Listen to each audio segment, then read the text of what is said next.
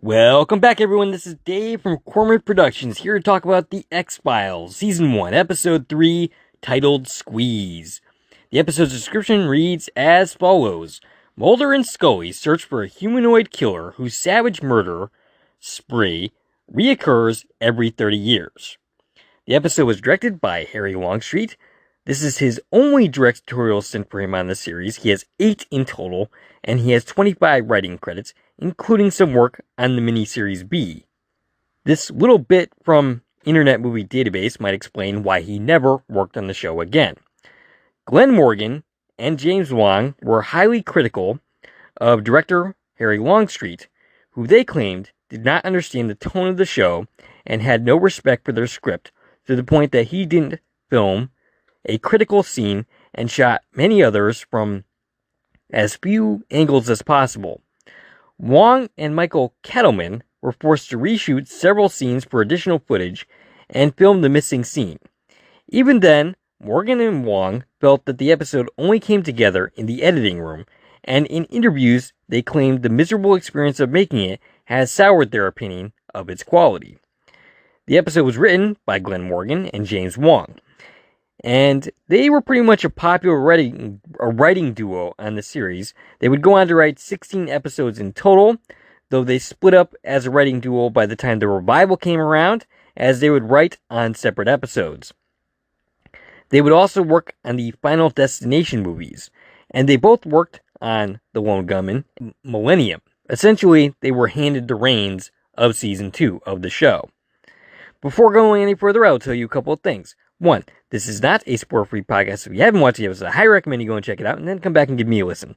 Secondly, if you're listening on one of the platforms that this podcast is now available on, please follow, and feel free to check out my YouTube channel, Cormorant Productions, where additional content can be discovered. If you're already on my YouTube channel, please like, share, and comment, and subscribe to my channel. Now, this episode is a bona fide classic of the series, despite what James Wong and Glenn Morgan feel about it.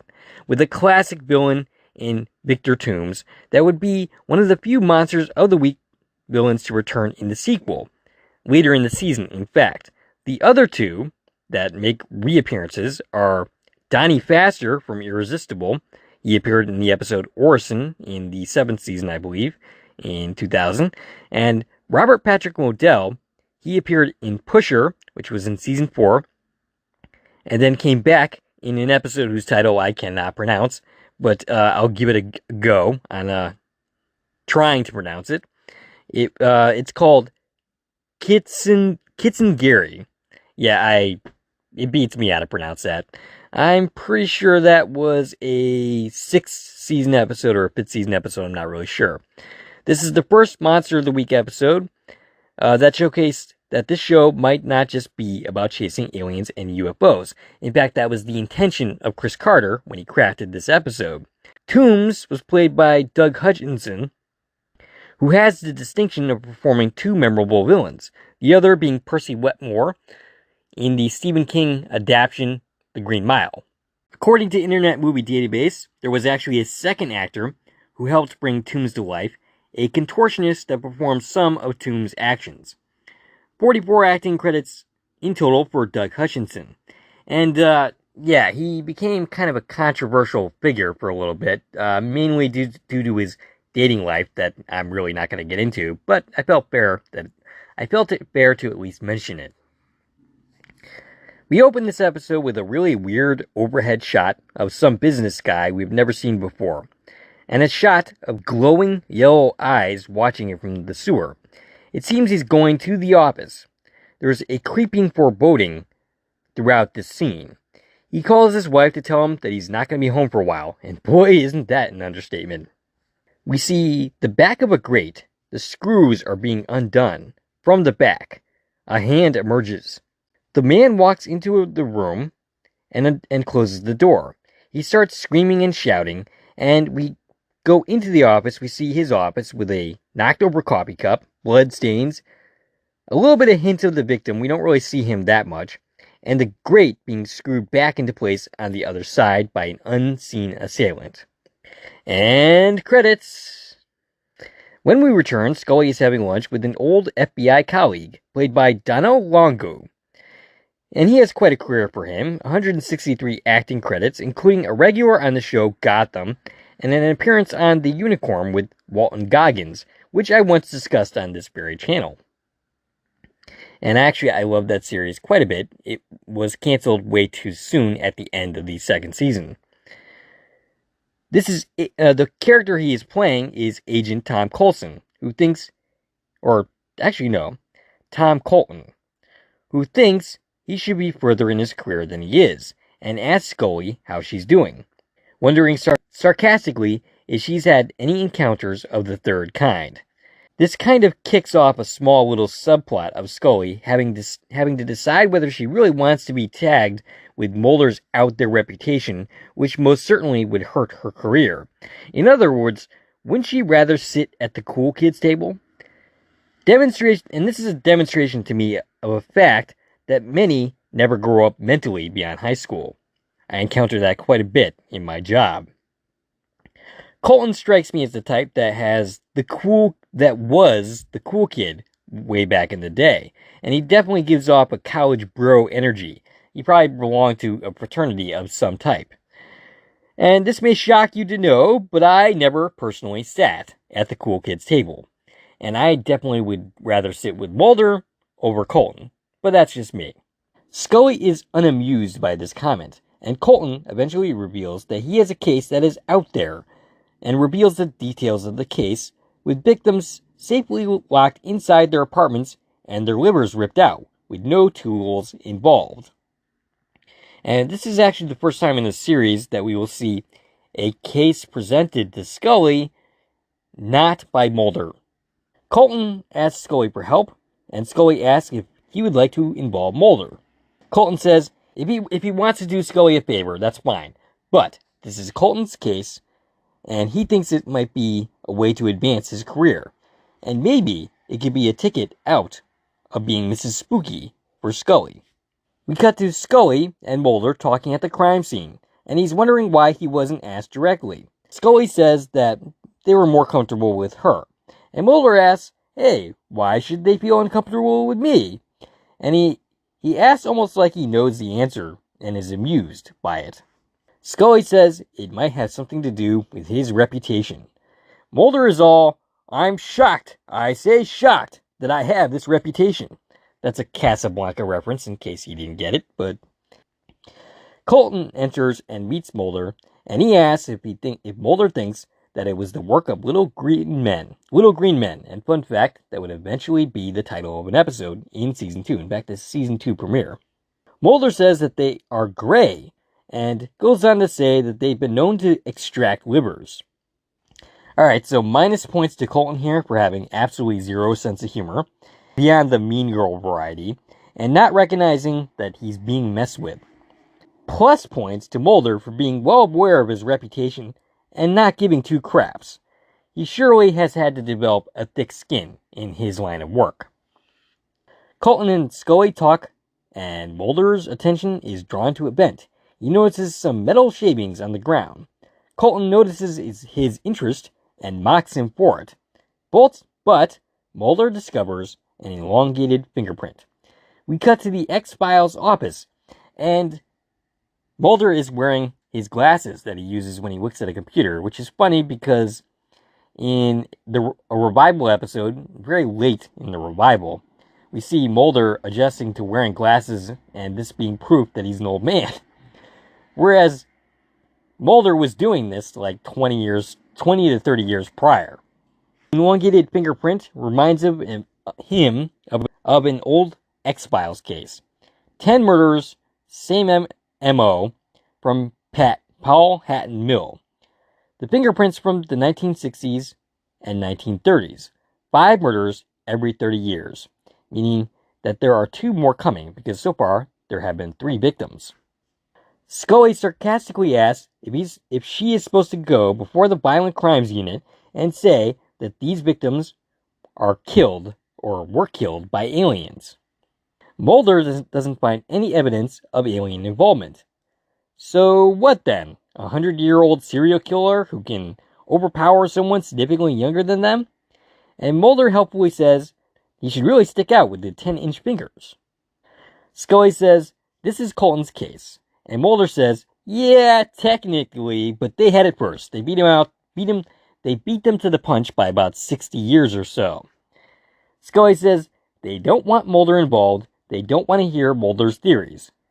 Okay, then why let Scully involve him in the first place? Because they have to know this is what they're gonna get. I mean, I guess they only know him by reputation and not necessarily who he actually is, but, you know, that reputation should have been a good sign that this is what this was going to turn into. She points out that the fact that they don't want to hear his theories is why Blevins had him tucked down in the basement in the first place, and Mulder points out that she's down there too. Mulder thinks that they should have separate investigations with neither meeting. We hear Scully writing her profile. 25 years old, white male, yada yada yada. Boring! This eventually is the profile that she reads to the violent crime section. Scully thinks the killer will return to an old crime, and that's where they should target. Scully is patted on the back, figuratively speaking, by Agent Fuller, and Agent Fuller suggests that they begin the stakeouts. And she says that she could certainly continue helping with the case if she doesn't mind the overtime, and if she doesn't mind working with the case, that's a little more down to earth. He couldn't resist a shot here. Agent Fuller is played by Kevin McNulty. He's a busy beaver with 223 acting credits, including 2 more on this series, a reprisal of Agent Fuller, and he would also make some appearances on Carter's other series, Millennium. Meanwhile, on the stakeout, Mulder proves himself also to be a bit of a jackass, showing up, almost getting shot by Scully, and saying that the killer isn't coming here. He disagrees with Scully's profile, and he is soon proven wrong as they encounter a man climbing through the ventilation shaft, and wouldn't you know it, Scully got her man, and she was actually right in her profile. We cut to Toombs being asked questions via polygraph. We get an out there question about being over 100 years old. The assembled group that is watching this includes Colton, Mulder, Scully, and Agent Fuller. Colton thinks that the 100-year-old question is a control question, but nope, Mulder had her ask it. Also, he had her ask if he was ever at Paul Hatton Mill, and then she asked, in 1930? We cut to the polygraph woman saying he passed with flying colors. Fuller comes in to say Toombs' alibi about why he was at the building was confirmed. They think they busted the wrong guy, but Mulder thinks otherwise. Fuller, annoyed, asks what does Mulder got? Toombs lied on one of the questions, pointing to the spikes. Fuller is hostile to this, realizing the question that Mulder is probably referring to is the 100-year-old question. And Fuller says it was a stupid question and he's letting Toombs go. Colton asks Scully if she's coming, and she says thanks him for letting her get time on with the Violent Crimes Unit, but she's officially assigned to the X-Files. Colton says, we'll see about that, and he says that she said he was a little out there, but he is in fact insane. And the definition of insanity, I'll give you that by the way, is a state of mind which prevents normal perception, behavior, or social interaction. I would say that nothing prevents regular, normal perception, as it's called here, or behavior. He just thinks outside the box and colors outside the lines. Way outside the box, perhaps, and way outside the lines. Nevertheless, I don't think he quite qualifies as insane. Scully ends up asking Mulder why he pushed it, knowing he wouldn't be believed. And Mulder says she thinks he got the right guy, and maybe the hostility he encounters makes it so that he can't help but mess with people. And I kind of relate to that a little bit. Mulder says that she may not always agree with him, but at least she respects the journey. And he won't hold it against her if she wants to keep working with Colton. Scully thinks he has more than the polygraph to back up his crazy theory, and she needs to know what it is. He shows her Toombs' prints, the one he found in the grate, and at the old crime scene. He uses the computer to elongate Toombs' prints, and wouldn't you know it, it's a match. Toombs, meanwhile, is stalking his next victim, a dude at his home. and he kills him by going through his fireplace. That's kind of like a demented Santa Claus. Instead of giving you presents, he takes your liver and murders you. We cut to the crime scene.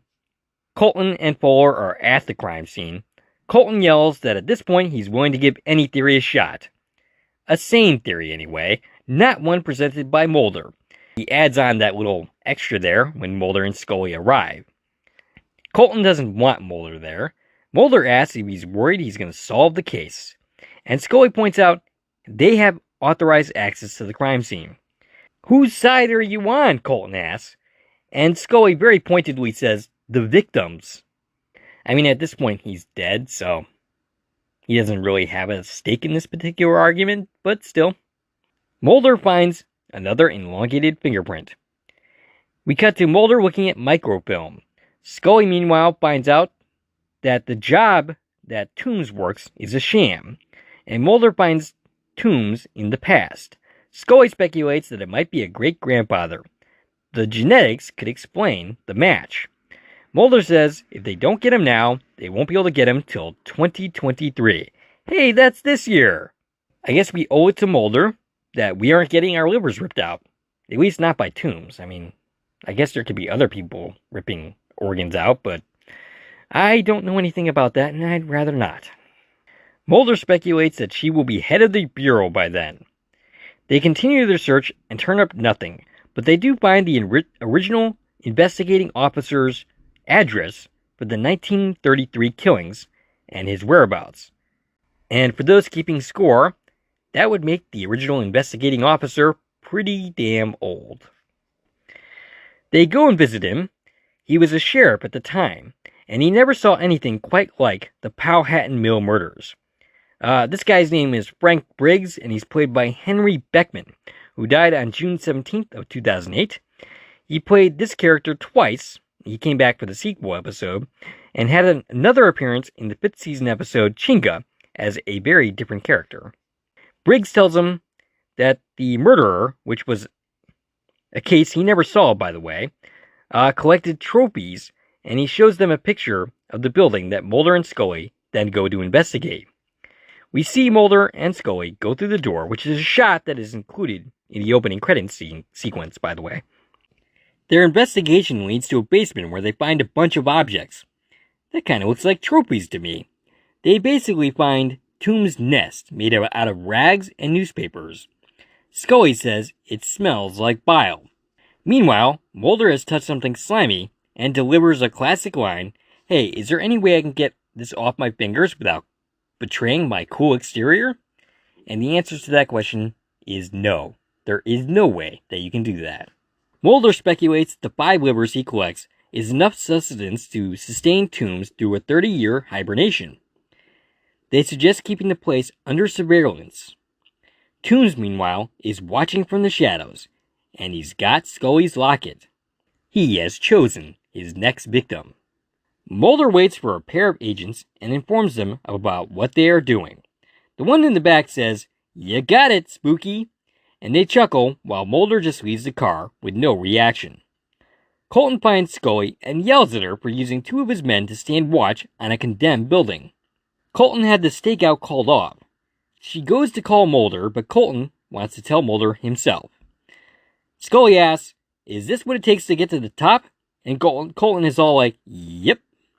Scully replies, then she can't wait till he falls down and falls on his ass. I was personally hoping he would have his liver extracted by the end of this episode, but alas, it seems he survives. Colton calls Mulder, but all he gets is a voicemail. Scully goes home, and Toombs stalks her. Mulder arrives at where the stakeout is, and asks to the open air where everyone is. Hey, you would know the answer to that question if you ever checked your messages or returned a phone call. But wait, he doesn't have a cell phone at this point in the series. Scully, meanwhile, is also trying Mulder at home while she's starting a bath. And then we cut to Mulder discovering that Scully's locket is in Toombs' lair and realizes that she's in trouble. Scully realizes that Toombs is there when some bile or some kind of slimy substance falls on her hand from a vent. She goes to grab her gun. Toombs knocks over a vent and grabs for Scully, attacking her. Mulder rushes up to the apartment. Toombs tries to get away. Mulder handcuffs him, and Scully attaches the other end to the bathtub. And it seems to me like Toombs has the ability to get out of that situation, but he neglects to do so. We cut to Briggs, who's reading the newspaper, and sees that his 60-year-old case has finally been solved. Toombs, meanwhile, is in prison, ripping up newspapers, making a new nest. Mulder watches. Scully has ordered genetic tests, which reveals a bunch of science-y things about him. Mulder and Scully walk away. Toombs is fed, and Toombs eyes the little door that he was fed through, and smiles, perhaps thinking of escape. And that, ladies and gentlemen, is the episode. Like I said, absolute classic, very creepy, very nicely performed by Doug Hutchinson, crafting a very memorable, creepy villain. The next time we meet to discuss the X-Files will be the episode Conduit, which is a significantly less classic episode, but at the same time it kind of feels like an important one, exploring the character of Mulder and what drives him.